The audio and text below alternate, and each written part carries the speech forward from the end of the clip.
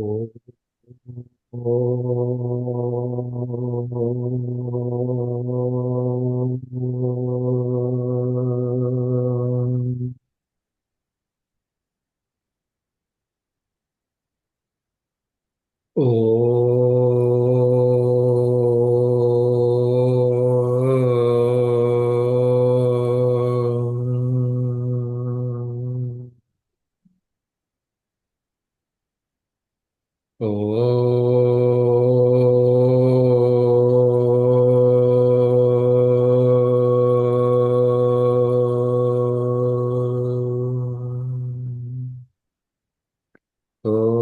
सहना भवतु सहनौ भुनक्तु सह वीर्यं करवावहै तेजस्विनावधीतमस्तु मा विद्विषावहै।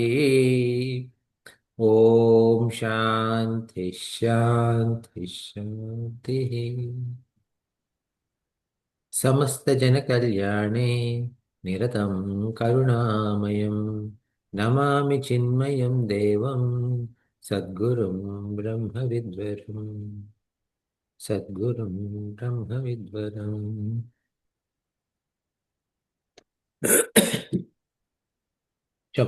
స్టార్ట్ చేస్తారా?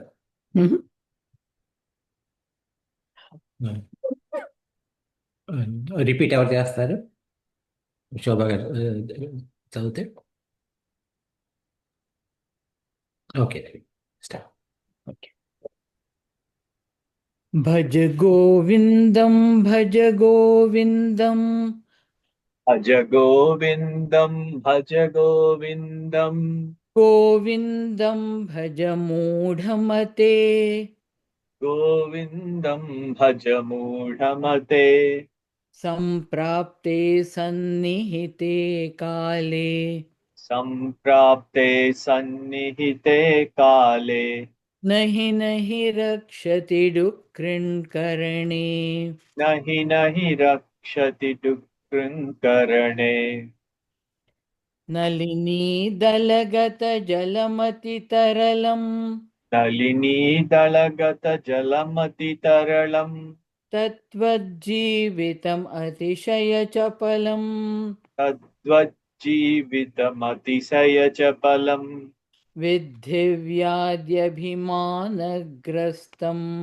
విద్ధి వ్యాధ్యభిమానగ్రస్తం లోకం శోకహతం చ సమస్తం లోకం శోకహతం చ సమస్తం యావద్విత్తోపార్జనసక్తః యావద్విత్తోపార్జనసక్తః తావన్నిజ పరివారో రక్తః నిజ పరివారో రక్తః పశ్చాత్ జీవతి జర్జరదేహే పశ్చాజ్జీవతి జర్జరదేహే వార్తాన్ కోపి న పృచ్ఛతి గేహే వార్తాం కోపి న పృచ్ఛతి గేహే యావత్ పవనో నివసతి దేహే యావత్ పవనో నివసతి దేహే తావత్ పృచ్ఛతి కుశలం గేహే తావత్ పృచ్ఛతి కుశలం గేహే గతవతి వాయౌ దేహాపాయే గతవతి వాయౌ దేహాపాయే భార్యా బిభ్యతి తస్మిన్ కాయే భార్యా బిభ్యతి తస్మిన్ కాయే బాలస్తావత్ క్రీడాసక్తః బాలస్తావత్ క్రీడాసక్తః తరుణస్తావత్ తరుణీసక్తః తరుణస్తావత్ తరుణీసక్తః వృద్ధస్తావత్ చింతాసక్తః వృద్ధస్తావత్ చింతాసక్తః పరమే బ్రహ్మణి కోపి న సక్తః పరమే బ్రహ్మణి కోపి న సక్తః భజ గోవిందం భజ గోవిందం భజ గోవిందం భజ గోవిందం గోవిందం భజ మూఢమతే गोविन्दं भज मूढमते सम्प्राप्ते सन्निहिते काले सम्प्राप्ते सन्निहिते काले नहि रक्षति डुक्कृङ्करणे न हि रक्षति डुक्कृङ्करणे థ్యాంక్స్ శోభా గారు, థ్యాంక్స్ రవి.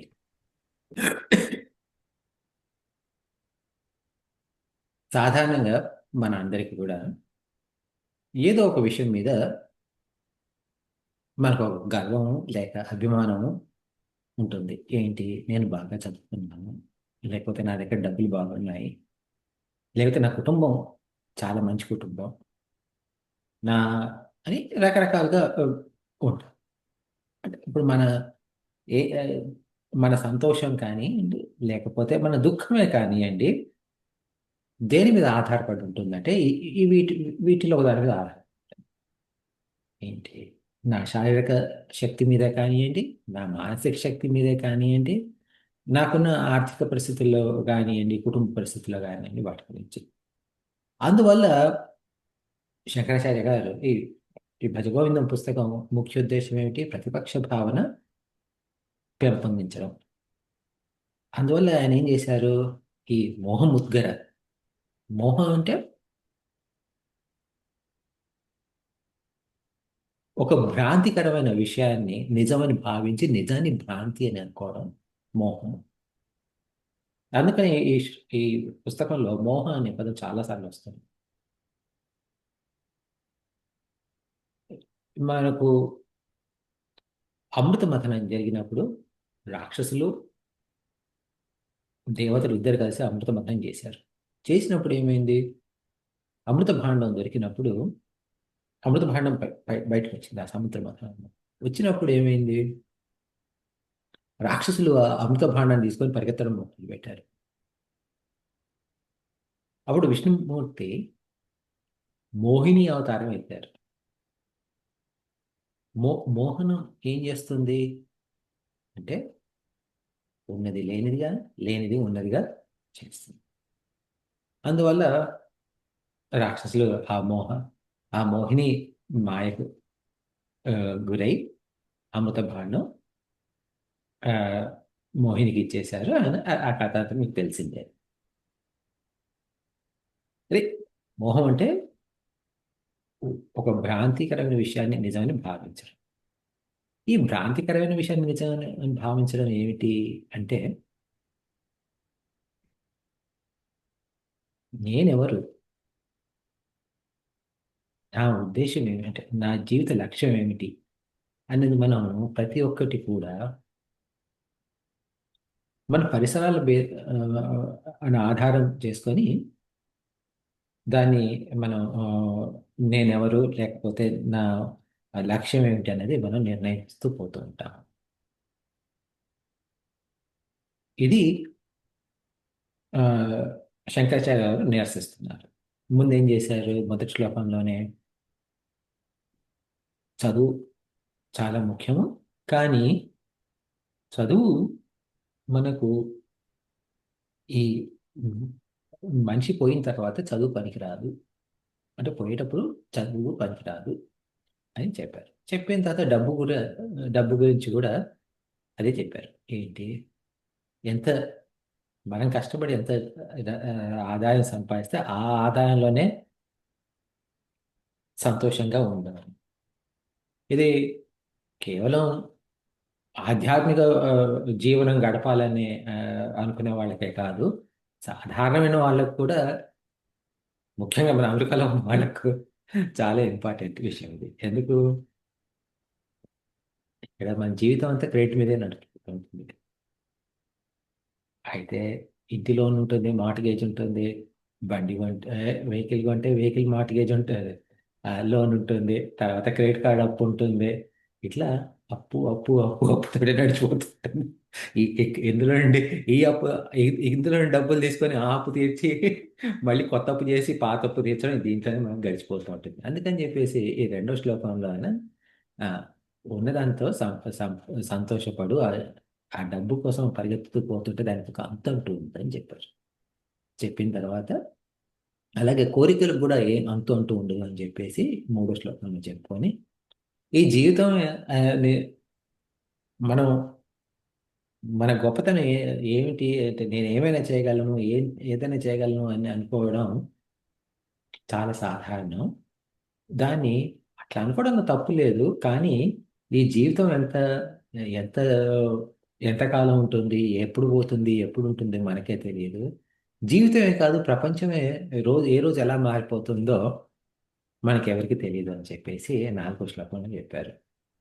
ఇప్పుడు మన దేశాన్ని చూస్తుంటే, ఇప్పుడు ఇక్కడ ఈ అమెరికాని చూస్తుంటే మనకు రేపు ఎలా ఉంటుందో, రేపు ఏ చట్టాలు మారుతాయి, ఏ చట్టం ఉంటుందో మనకు తెలియదు.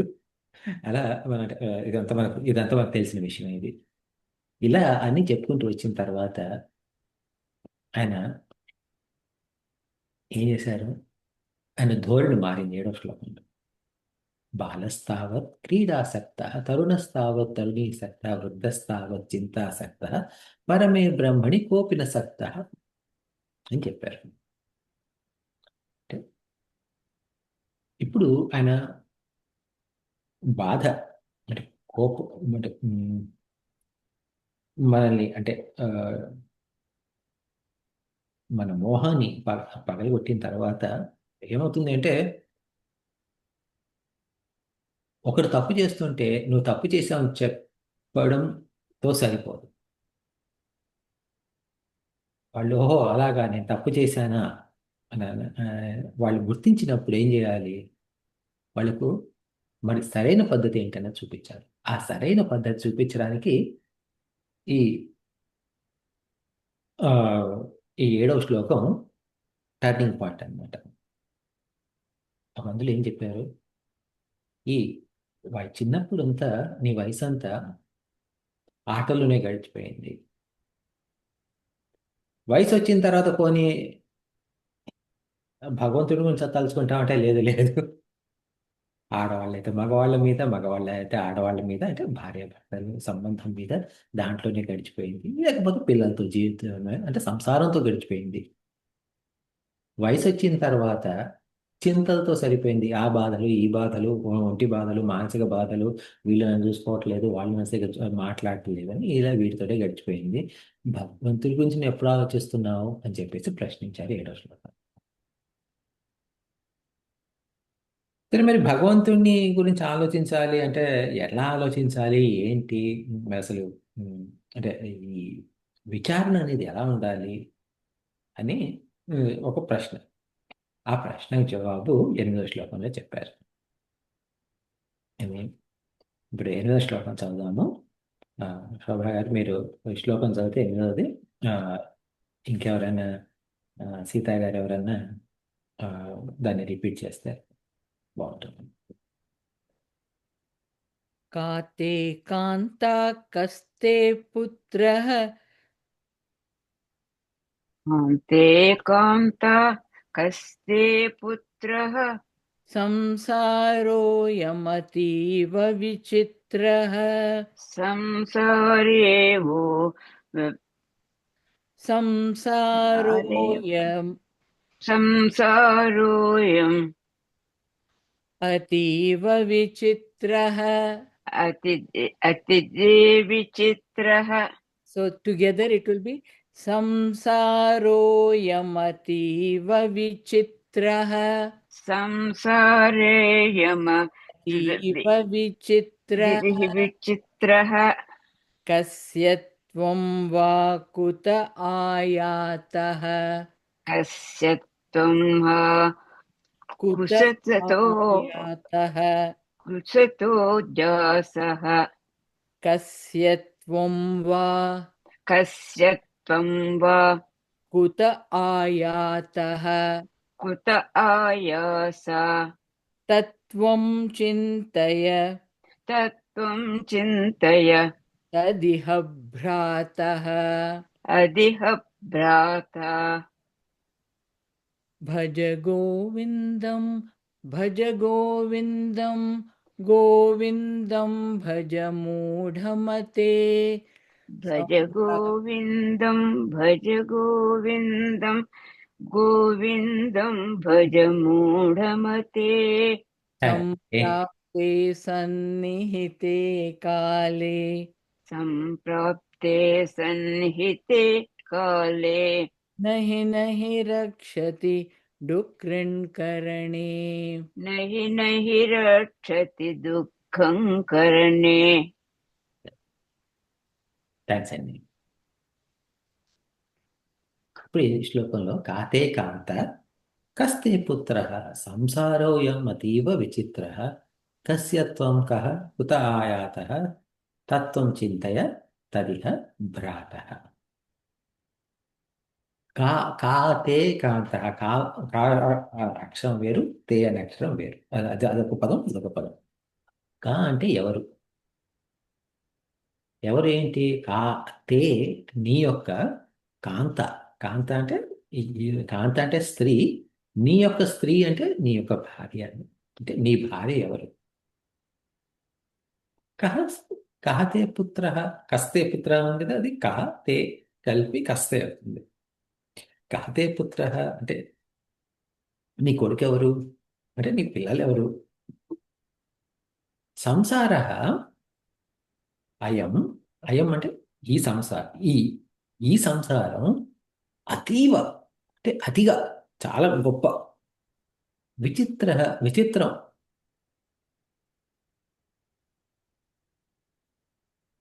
కస్యత్వం, నువ్వెవరు అసలు? అంటే నువ్వు ఎక్కడి నుండి వచ్చావు? ఎవరికి సంబంధించిన వాడివి?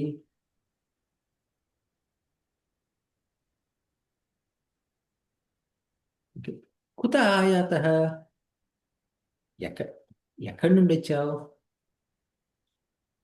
ఇలా తత్వం చింతయ, దీని గురించి ఈ తత్వం అసలు నా తత్వం ఏమిటి, నేను ఎవరు ఏంటి అని విచారణ చెయ్యి. తదిహ తత్ ఇహ అంటే ఇప్పుడు ఆ చింత మాత్రమే చెయ్యి. భ్రాత, భ్రాత అంటే అన్న. అంటే ఇప్పుడు ఇక్కడ ఏమంటున్నారు శంకరాచార్య గారు? ఓ అన్న అంటే ఓ అన్న కానీ తమ్ముడు కానీ అండి. భ్రాత అంటే ఒక్కోసారి తమ్ముడు కూడా అవుతుంది. అంటే ఓ ఆ, ఓ సోదరా అని చెప్పేసి ఒక అర్థం. కొన్ని వీటిల్లో భ్రాత బదులు భ్రాంత అని కూడా ఉంది. భ్రాంత అంటే భ్రాంతి చెందినవాడు అని, అంటే ఓ మూఢుడా అని అర్థం. అదైనా ఇదైనా ఒకటే. అంటే ఇప్పుడు మనకంటే శ్లోకంలో మార్పు లేదు. కాతే కాంత, నీ భార్య ఎవరు? ఓ మా భార్య అండి, ఇదిగోండి పరిచయం చేస్తాను ఉండండి. ఏ, అమ్మాయి ఇట్లా ఇదిగో ఈయన గారు ఇది అని చెప్పేసి పరిచయం చేస్తాను. అలా కాదు. నీ పిల్లలు ఎవరు? లాస్ట్ టైం వచ్చినప్పుడు మీరు కలిసారు కదండి మా పిల్లల్ని. మా పిల్లలు ఇదిగో రాము ఇట్రారా, ఇదిగో ఇది మా పెద్దవాడు, ఇది మా చిన్నవాడు అని పరిచయం చేస్తాం.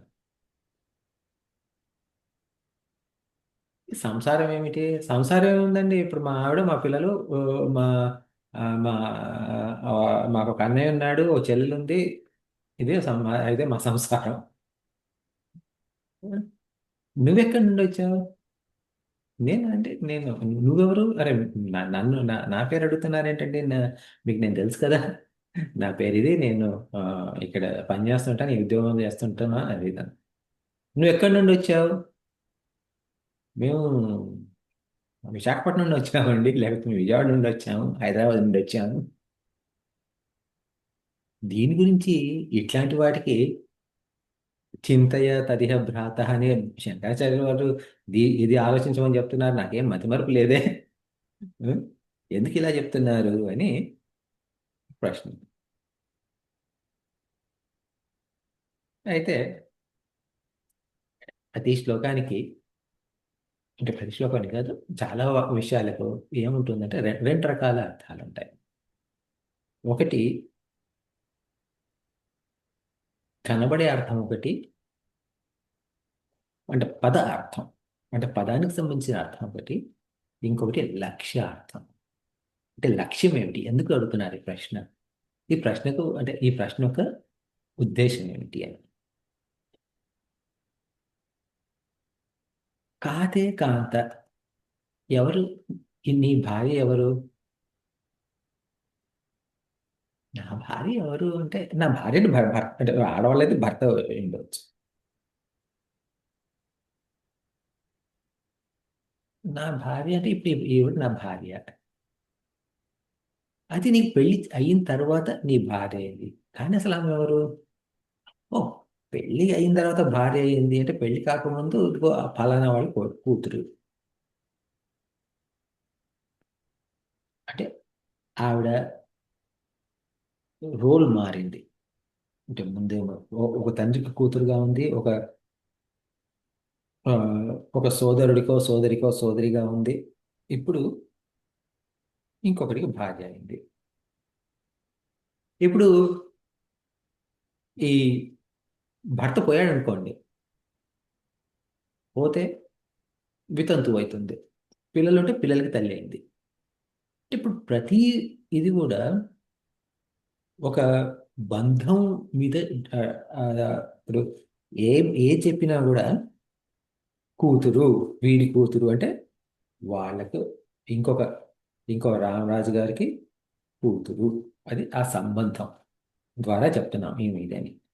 లేదా పేరే చెప్పాం అనుకోండి, ఈమె పేరు ఆ, లక్ష్మి అని. లక్ష్మి అంటే ఆ లక్ష్మి అనేది ఆ శరీరానికి పెట్టిన పేరే తప్ప ఆ శరీరానికి అంటే ఆ వ్యక్తికి ఈ పేరుకి సంబంధం లేదు. తల్లిదండ్రులు ఈ పేరు పెట్టారు కాబట్టి ఆ పేరు పెట్టి ఆ మనిషిని అలా పిలుస్తున్నారు, అంతేగాని ఈ సంబంధం లేదు. దానికి ఆ పేరు కూడా మనిషికి సంబంధమే లేదు. ఎందుకంటే పేరు మార్చొచ్చు. ముఖ్యంగా ఇప్పుడు మన ఆ, చిన్మయ విషయంలోనే కానివ్వండి, రామకృష్ణ విషయంలోనే కానివ్వండి, ఎక్కడైనా కానివ్వండి,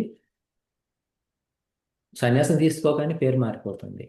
అలాంటప్పుడు ఆ పాత పేరా కొత్త పేరా?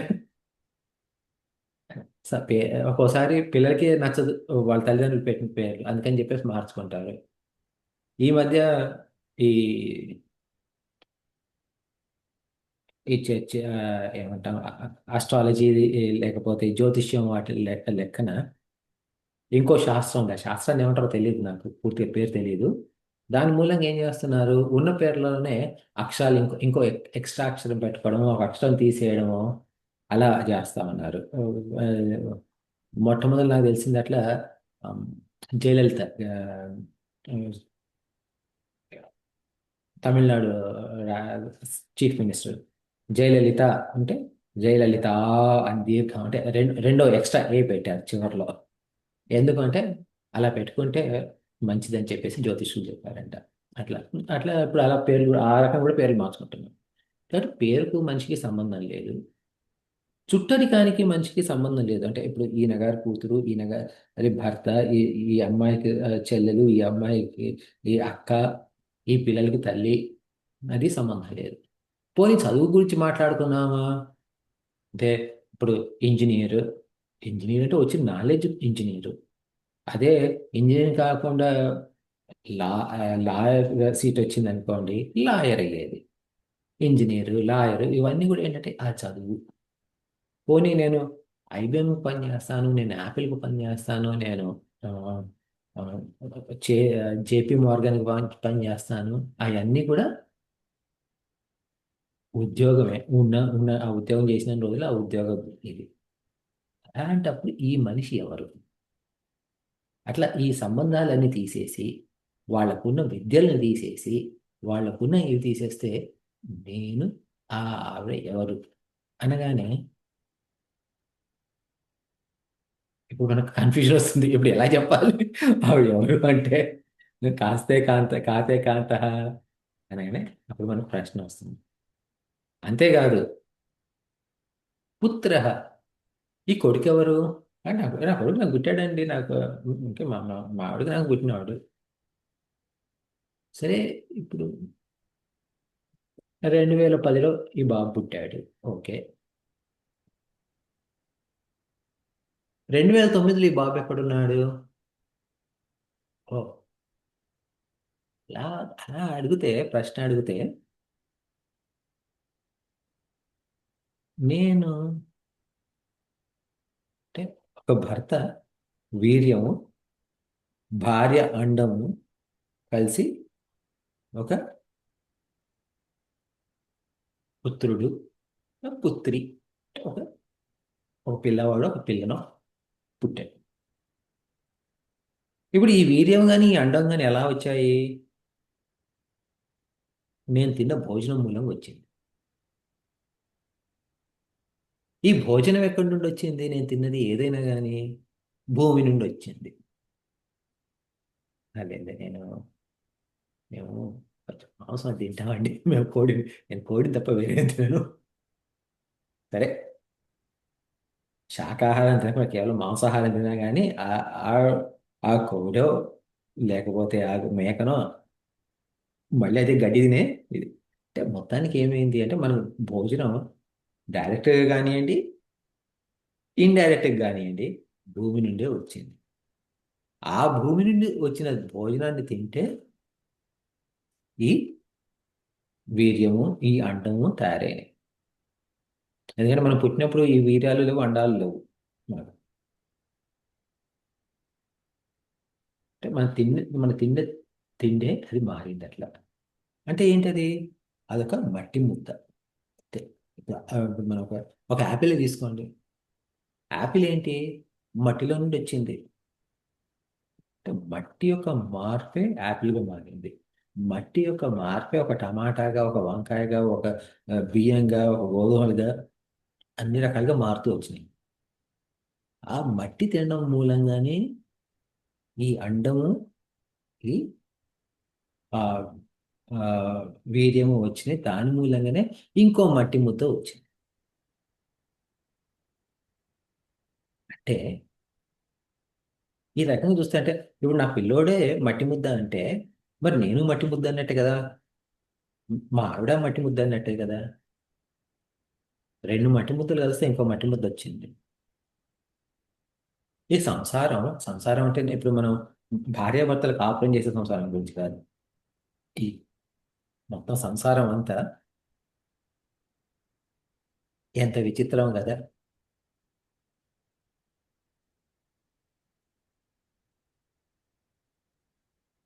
ఇప్పుడు మీ ఇల్లేదే అని నేను అడిగాను అనుకోండి, మీ ఇల్లు ఎక్కడ అంటే మీరు మీ ఇంటి అడ్రస్ చెప్తారు. మీ ఇంటి అడ్రస్ మనసులో పెట్టుకోండి. ఇప్పుడు మీరు బయట మీ ఫ్రెండ్స్తో చెప్తారు ఏమని, అంటే బయటకి ఎక్కడికి వెళ్ళారు, ఫ్రెండ్స్ కొలీగ్స్ ఎవరో, ఇప్పుడు ఎక్కడికి వెళ్తున్నావు? నేను మా ఇంటికి వెళ్తున్నాను. మా ఇల్లు అంటే ఎవరి ఇల్లు అది? ఆ ఇంట్లో ఎవరెవరు ఉన్నారో ఒకసారి ఆలోచించుకోండి. మా ఇల్లు అంటే నేను, మా ఆవిడ, లేకపోతే మా ఆయన, నా పిల్లలు ఉన్నది మా ఇల్లు.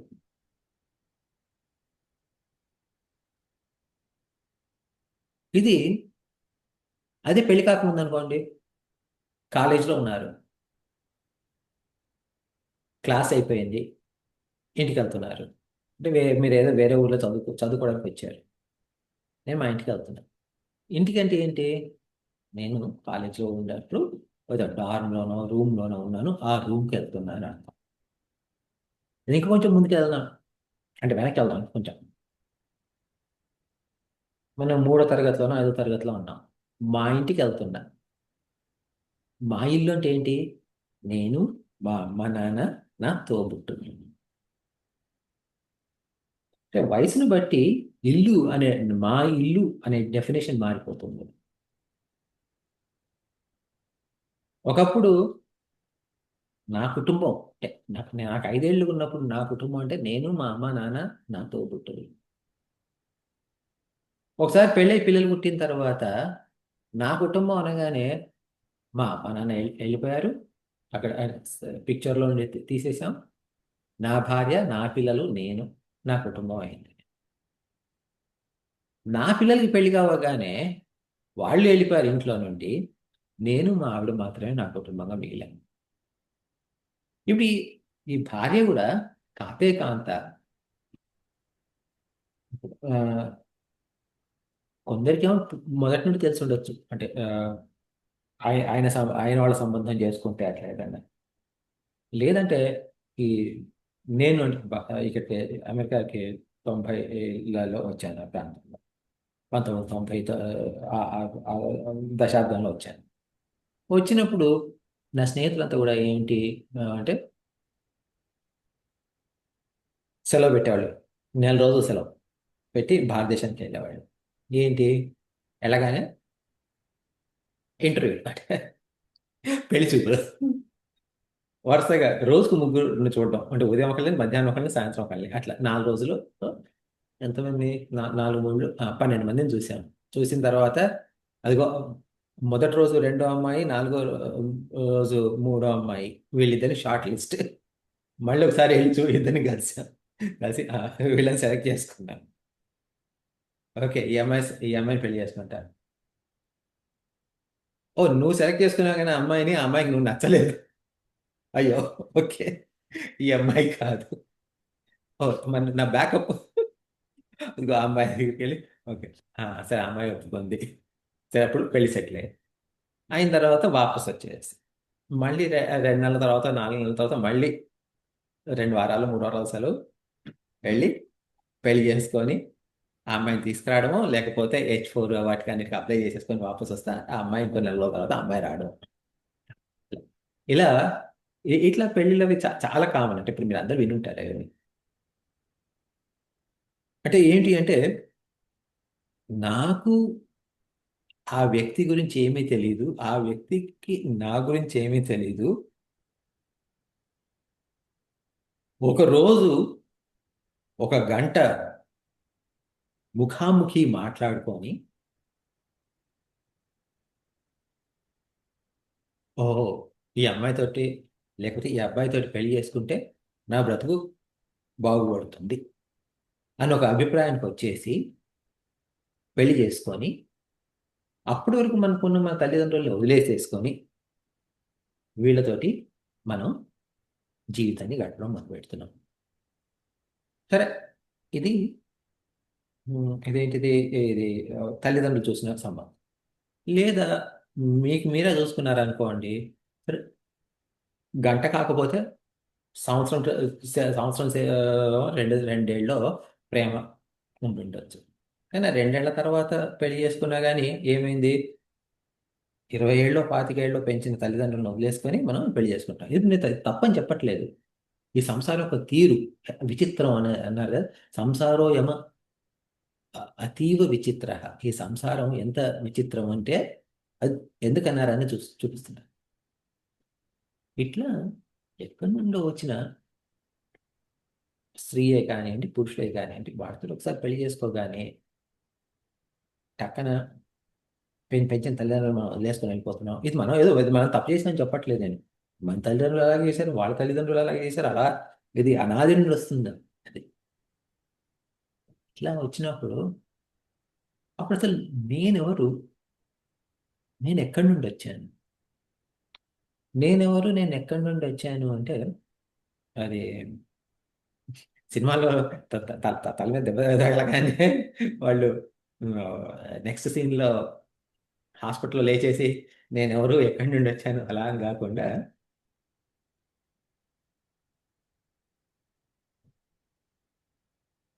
నేను కొంతకాలం క్రితం, మీ వయసుని బట్టి 30 ఏళ్ల క్రితమే కానివ్వండి, 70 ఏళ్ల క్రితమే కానివ్వండి, పుట్టాను నేను. పుట్టిన తర్వాత ఇంకొక 30 ఏళ్లలోనో 50 ఏళ్లలోనో 70 ఏళ్లలోనో పోతాను.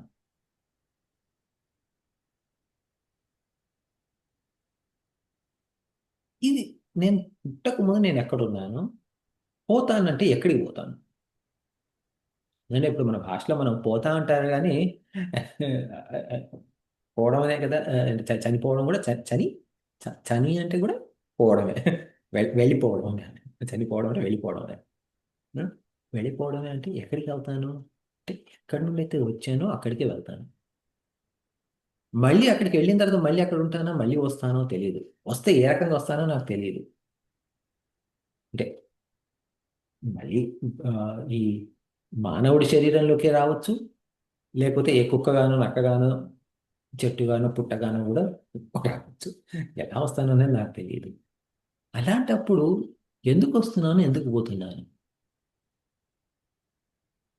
నా రాకకు కారణం ఏంటి, నా పోకకు కారణం ఏంటి.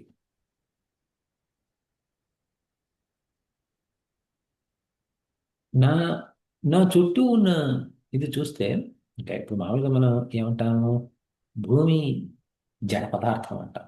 జడ పదార్థం అంటే దాంట్లో తెలివి అంటూ లేదు, ఏం లేదు. కానీ అది తిరుగుతూనే ఉంది, అది ఇలా. అది ఎంతసేపు తిరుగుతుంది అంటే, అది ఎంత స్పీడ్గా తిరుగుతుంది, 24 గంటలు ఒక రౌండ్ కంప్లీట్ చేస్తుంది.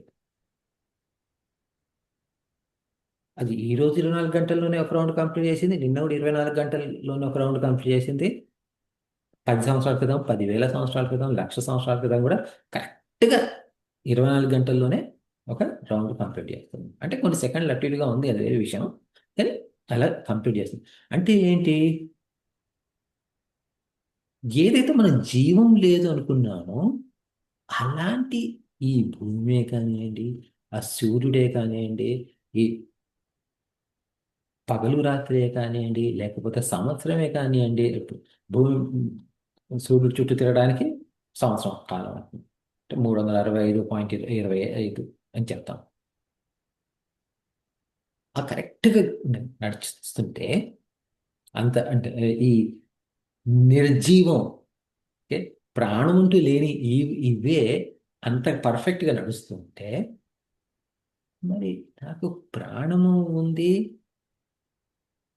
నాలో చైతన్యం ఉంది, నేను ఇలా వచ్చాను అంటే ఏదో ఒక కారణం మూలంగానే వచ్చి ఉండాలి ఈ లోకానికి, ఈ రూపంలో, ఈ టైంలో.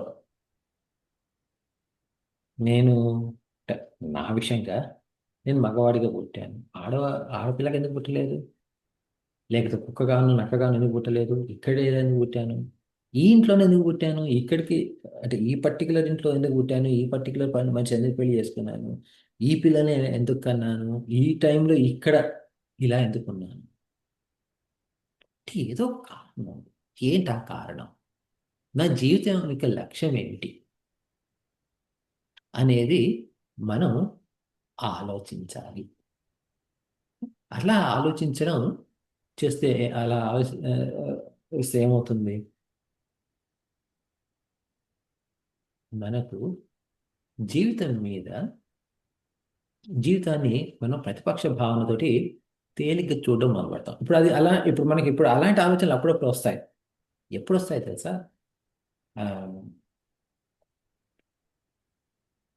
శ్మశాన వైరాగ్యం అంటారు. శ్మశాన వైరాగ్యం అంటే ఎవరో మనకు తెలిసిన వారు ఎవరో పోయారు, పోతే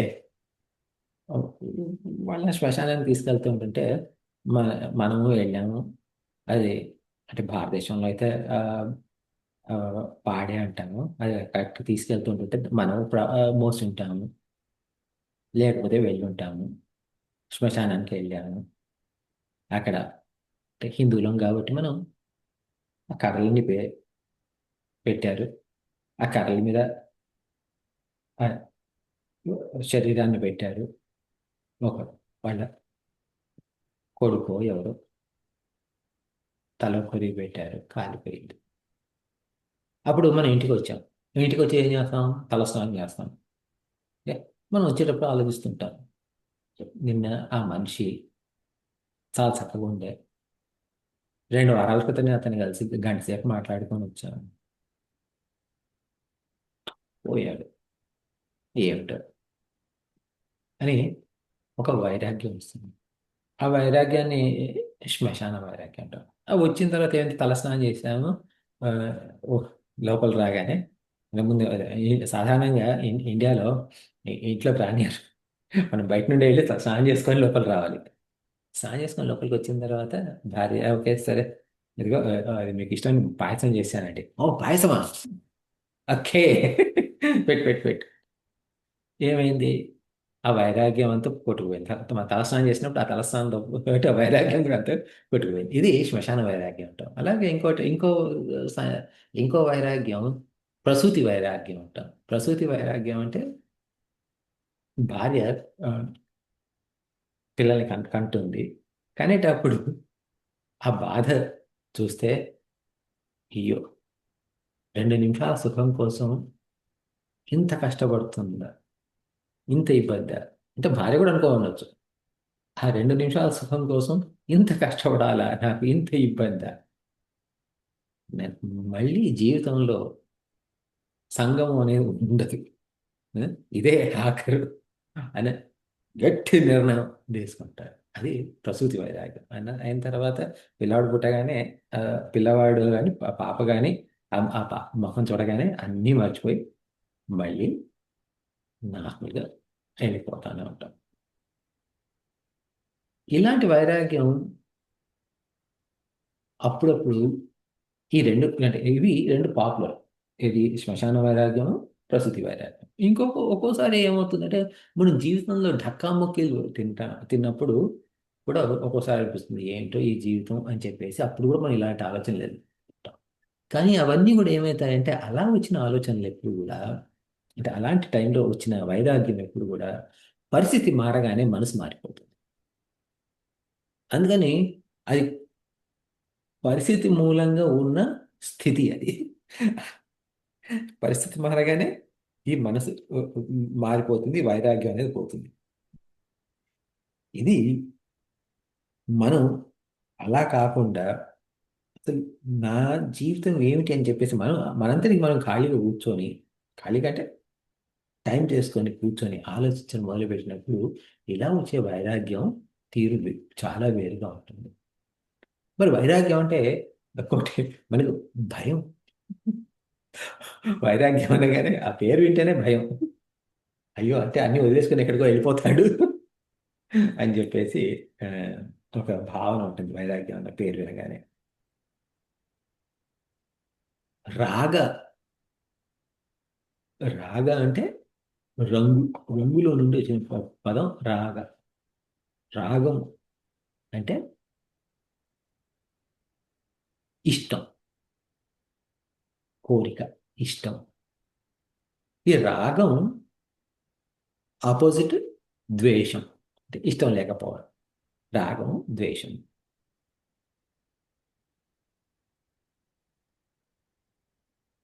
ఒక ఇష్టమైన విషయాన్ని చూస్తే ఏమవుతుంది మనకు, ఒక ఇష్టమైన వస్తువు కానివ్వండి, ఇష్టమైన మనిషే కానివ్వండి, వాటి మీద మనకు ఉండే భావన ఏమిటి? ప్రేమ. అంటే దాన్ని ఏమంటాం? అనురాగం అంటాం. అనురాగం. అను అంటే తరువాత అని అర్థం అంటారు. రాగం తరువాత వచ్చేది అనురాగం, రాగం వెంబడి వచ్చేది అనురాగం. ఒక వస్తువు నాకు ఇష్టం కాబట్టి అది జిలేబీ అయి ఉండొచ్చు, లేదా మ్, మీ అమ్మాయి అయి ఉండొచ్చు. ఇష్టంతో వచ్చిన ఇది వచ్చే మన ఫీలింగ్ ఏదైతే ఉంటుందో అది అనురాగం, అది ప్రేమ. ఈ రాగము ఆ, ఏదైతే ఉందో, వైరాగ్యము అంటే విరాగము, అంటే రాగరహితము, రాగం లేకపోవడం. రాగం లేకపోవడం అంటే ద్వేషం అని కాదు. ఏమిటంటే రాగం లేకపోవడం అంటే ప్రేమ అనేది, అంటే ఈ అటాచ్మెంట్ అనేది లేకపోవడం, ఇష్టం అయిష్టం అనేది ఆ రెండూ లేకపోవడాన్ని విరాగము అంటారు. ఆ రెండూ లేకపోవడం ఎలా కుదురుతుంది అంటే, మీరు కారులో రోడ్డు మీద వెళ్తా ఉన్నారు, కూరగాయలు కొనడానికి దేనికి వెళ్తా ఉన్నారు, హైవే ఎక్కారు. కూరగాయలు కొనడానికి హైవే ఎక్కాల్సిన అవసరం లేదు, పక్క ఊరికి వెళ్తున్నారు అనుకోండి. హైవే ఎక్కారు. హైవే ఎక్కిన తర్వాత మీకు రెండు వైపుల నుండి కార్లు పోతున్నాయి. అంటే మీరు కొన్ని కార్లను దాటుకొని వెళ్తున్నారు, మిమ్మల్ని దాటుకొని కొన్ని కార్లు వెళ్తున్నాయి. మీరేదో ఆ, కార్ నడుపుతూ ఏదో పాటలు వింటూ పోతున్నారు. మ్, మీ కార్ సీట్లో పక్కకి ఇంకెవరో కూర్చొని కూడా ఉన్నారు. వాళ్ళతో మీరు మాట్లాడుతున్నారు, పాటలు వింటున్నారు, బ్యాక్గ్రౌండ్లో డ్రైవ్ చేస్తున్నారు. ఇప్పుడు ఈ డ్రైవ్ చేసేటప్పుడు మీ పక్క కారును, మీ ముందున్న కారును, వెనుకున్న కారుని, అన్ని కార్లను చూస్తున్నారు కదా, రోడ్డు మీద ఉన్న కార్లు అన్ని చూస్తూనే ఉన్నారు. హ్మ్? ఈ కార్ అంటే నాకు ఇష్టము, ఈ కార్ అంటే నాకు ఇష్టం లేదు అనే భావనే లేదు మీకు. ప్రతి కారం చూస్తున్నారు, మెకానికల్గా దాటుకొని వెళ్ళిపోతూనే ఉన్నారు. దాటుకొని అది అది మిమ్మల్ని దాటుకొని వెళ్ళిపోతుందా ఇంకో కారు, లేకపోతే మీరు దాన్ని దాటుకొని వెళ్ళిపోతున్నారు. అలా మీరు వందల కార్లు దాటుకొని మీరు వెళ్ళారు, వందల కార్లు మిమ్మల్ని దాటుకొని వెళ్ళినాయి. ఆ కారును, ఏ కారును కూడా ఎందుకు ప్రేమించలేదు మీరు? అంటే ఎందుకు ఇష్టపడలేదు? లేకపోతే ఎందుకు అయిష్టపడలేదు, అంటే ఎందుకు ద్వేషించలేదు?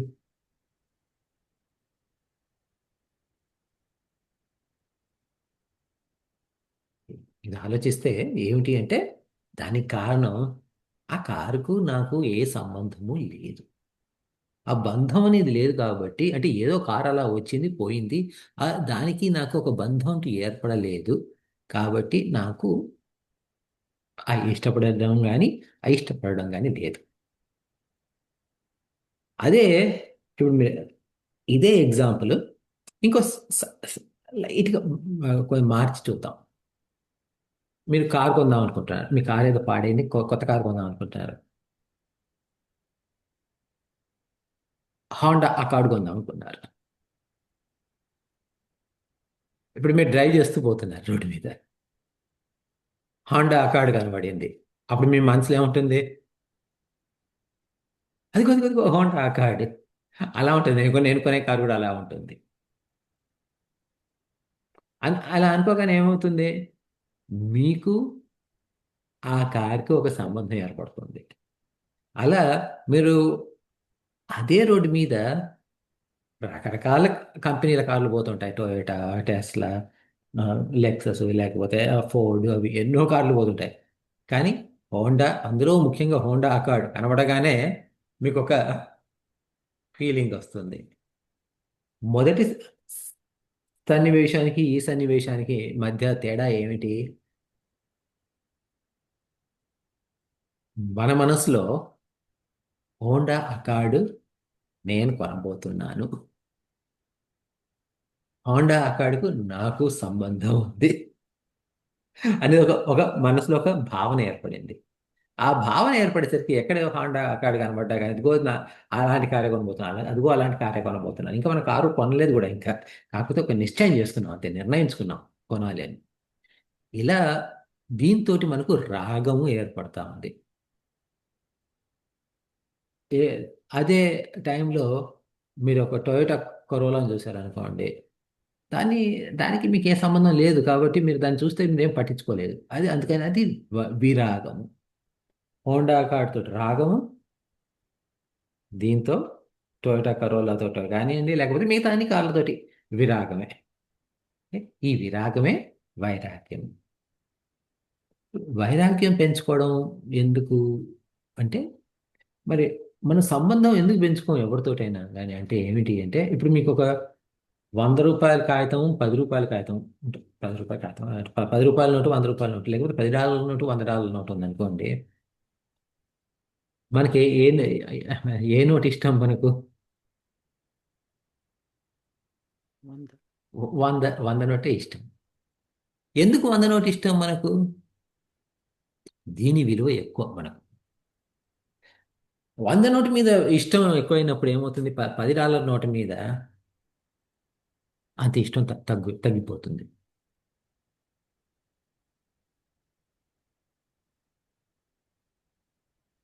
మన జీవితంలో మనం ఎవరికి ఎక్కువ విలువ ఇస్తాము? మనతోటి ఎవరైతే ఎక్కువ రోజులు ఉంటారో, మనల్ని తోడుగా మనకు ఆధారంగా ఎవరైతే ఎక్కువ ఉంటారో వాళ్ళకి ఎక్కువ విలువ ఇస్తాము. మనకు వాళ్ళకి ఎక్కువ సంబంధం లేదు. అంటే ఇప్పుడు మన మన చుట్టాలు వర్సెస్ మన ఆఫీస్ వాళ్ళు, ఎవరికి ఎక్కువ విలువ ఇస్తాము? చుట్టాలకు ఎక్కువ విలువ ఇస్తాము. ఎందుకు? ఒకసారి ఈ ఉద్యోగం మారగానే ఆఫీస్లో కొలీగ్స్కి మనకు పెద్ద సంబంధం ఉండదు, కానీ మన చుట్టాలు కానీ మన స్నేహితులు కానీ ఎక్కువ కాలం మనతో ఉంటారు. దాంతో కంపేర్ చేస్తే, దాంతో పోలిస్తే మన స్నేహితులు మన బంధువులతో కన్నా మన ఇంటి వాళ్లకు మనం ఎక్కువ విలువిస్తాం. ఎందుకు? వాళ్ళు మనతో చాలా ఎక్కువ కాలం ఉంటారు. మన తోబుట్టువులు అంటే మన అన్న చెల్లెళ్ళో, మన అక్క తమ్ముళ్ళో, వాళ్ళతో కంపేర్ చేసుకుంటే మన భార్య పిల్లలకి ఎక్కువ ఎక్కువ విలువిస్తాం. ఎందుకు? వీళ్ళు నా కుటుంబం చెప్పి ఇలా అక్కడికి ఆగిపోతుంది మన ఇది మన ఇష్టాయిష్టాలు రాగద్వేషాలు. ఇప్పుడు ఈ కాతే కాంతః కస్తే పుత్రః, ఈ భార్య ఎవరు, కూతురు ఎవరు, కొడుకు ఎవరు, ఇవన్నీ ఆలోచించినప్పుడు ఈ జీవితంలో నేను పుట్టిన 25 ఏళ్లకో ఎప్పుడో ఈ భార్య అనే వస్తు వస్తువుని కాదు, ఓకే, అనే వ్యక్తి నా జీవితంలో ప్రవేశించారు. 35 ఏళ్ళప్పుడు ఈ పిల్లవాడు లేకపోతే ఈ పిల్ల అంటే కూతురుగానో కొడుకుగానో నా జీవితంలో ప్రవేశించారు. 60 ఏళ్ళు వచ్చినప్పటికి పెళ్ళి అయిపోయి చెప్పేసి వీళ్ళు నా నా జీవితంలో నిష్క్రమించారు. 65లో ఈ భార్య లేకపోతే భర్త పోవడం ఏదో జరిగింది. నేను వచ్చింది ఒంటరిగా, నేను పోయేది ఒంటరిగా. ఒకవేళ నా సహచరు, ఓకే, భార్య భర్త కానీ నా తర్వాత పోయినా కూడా అది కేవలం ఈ జన్మలోనే, ఈ జన్మ వరకే. వచ్చే జన్మలో మళ్ళీ వాళ్ళు నాతో ఉంటారని ఏం గ్యారంటీ లేదు. మరి అలాంటప్పుడు ఎవరైతే నాతోటి పుట్టుక నుండి మరణం వరకు నాతోటే ఉంటారో, మరణమనే కాదు ఆ తర్వాత కూడా ఎన్ని జన్మలు ఎత్తినా కూడా, గత అన్ని జన్మల్లోనూ వచ్చి అన్ని జన్మల్లోనూ నాతోటి గ్యారెంటీగా ఎవరైతే ఉంటారో వాళ్ళు నాకు ఎంత విలువై ఉండాలి.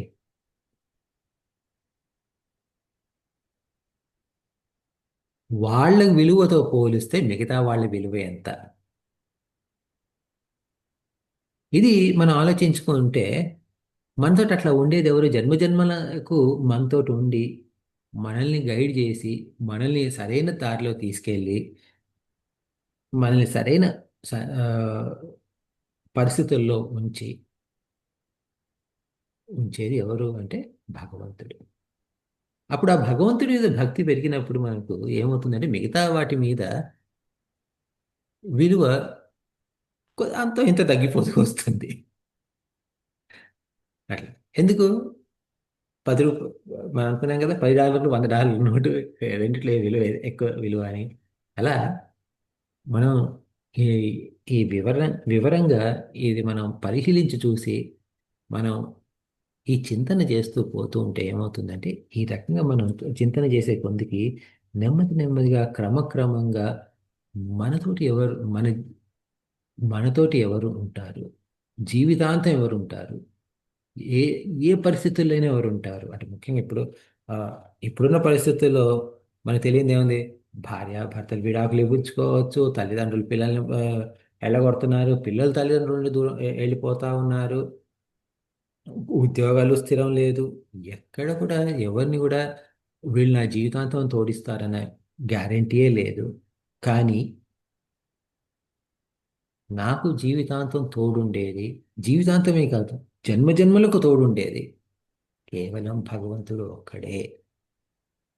ఆ భగవంతుని మీద నా భారం వేసుకొని, మనం భారం వేసినా వేయకపోయినా మనల్ని చూసుకునేది భగవంతుడే.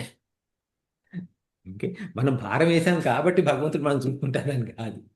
ఓకే, మనల్ని ఇప్పుడు మన ఇంకాసేపట్లో ఇప్పుడు దాదాపుగా ఈస్ట్ కోస్ట్లో టైం 9:30 అవుతుంది. ఇంకో అరగంటలోనో గంటలోనో మనం అందరం పడుకుంటాం.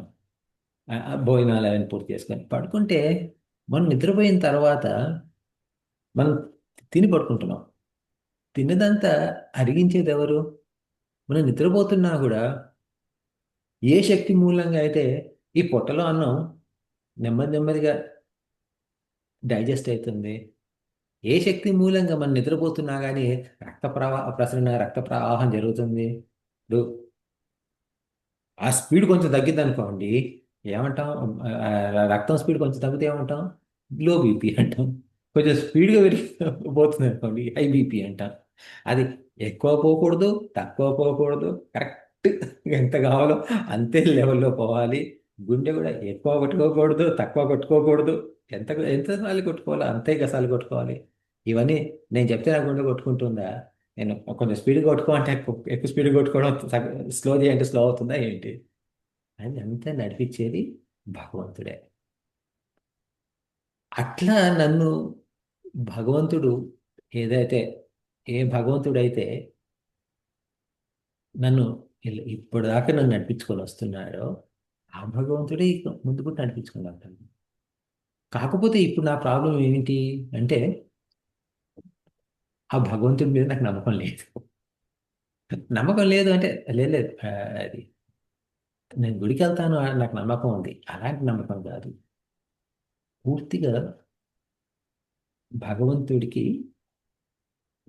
సరెండర్ అయిపోవడం అంటే ఆ, మనం భగవంతుడికి పూర్తిగా మనం భగవంతుడు సర్వస్వము, మనం అంటూ ఏమీ లేము అని చెప్పేసి పూర్తిగా ఆత్మసమర్పణ చేసుకోవడాన్ని సరెండర్ అంట. అది చేసుకోవడం ముఖ్యం. అలా చేసుకున్నా చేసుకోకపోయినా భగవంతుడిలో ఏమి తేడా ఉండదు. ఆయనకి వచ్చే లాభం నష్టం అంటూ ఏం లేదు. ఆ వచ్చే లాభం లేకపోతే లాభం రాకపోవడం కేవలం మనకే. ఏమిటి ఇప్పుడు అనవసరమైన విషయాలకి చింతిస్తూ ఉంటాము. అప్పుడు అనవసరమైన విషయాల మీద చింతించడం తగ్గిపోతుంది. అవసరమైన విషయమైనా అనవసరమైన విషయమైనా కానీ దేని గురించి చింతించని అవసరం లేదు. తద్వారా లాభం జరిగేది మనకు మాత్రమే. అది అందువల్ల ఏంటి అంటే ఈ మిగతా చింతల్ని పోగొట్టుకోవడానికి భగవత్ చింతన చేస్తే మిగతా చింతలన్నీ కొట్టుకుపోతాయి. ఇది ఈ యొక్క ఆ, ఈ శ్లోకంలో ముఖ్యమైన అర్థం. కాతైకాంత కస్తే పుత్ర సంసారో యమతీవ విచిత్ర కస్య త్వం కహతు కుత ఆయాత తత్వం చింతయ తదిహ భ్రాత. నేను చెప్పాను ఇంతకుముందు, భ్రాత అంటే సోదరా అని. ఇప్పుడు ఈ శ్లోకంలో ఆయన ఏం చెప్పారు ఆ, శంకరాచార్యుల వారు అంటే ఎలా ఏం చింతన చేయాలని చెప్పారు. ఈ చింతన చేస్తే సరే, ఇప్పుడు చింతన చేయమన్నారు, చింతన చేద్దాము. ఈ చింతన చేస్తే లాభం ఏమిటి, దీనివల్ల వచ్చేది ఒరిగేది ఏంటి మనకు? ఇది మనం ఆ, ఈ తర్వాత శ్లోకంలో చెప్తారు ఆయన. సో, ఇప్పుడు ఇంతటితోటి ఆపేద్దాం. ఇప్పుడు ఆ, ఏదైనా క్వశ్చన్స్ కానీ లేకపోతే కామెంట్స్ కానీ ఉన్నాయా?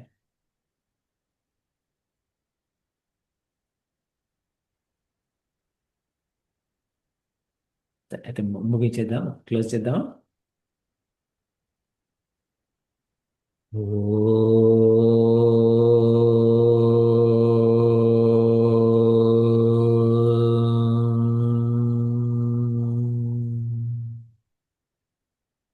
పూర్ణమద పూర్ణమిదం పూర్ణాత్ పూర్ణముదచ్యతే పూర్ణస్య పూర్ణమాదాయ పూర్ణమేవావశిష్యతే. ఓం శాంతి శాంతి శాంతి. హరి ఓం శ్రీ గురుభ్యో నమః. హరి ఓం.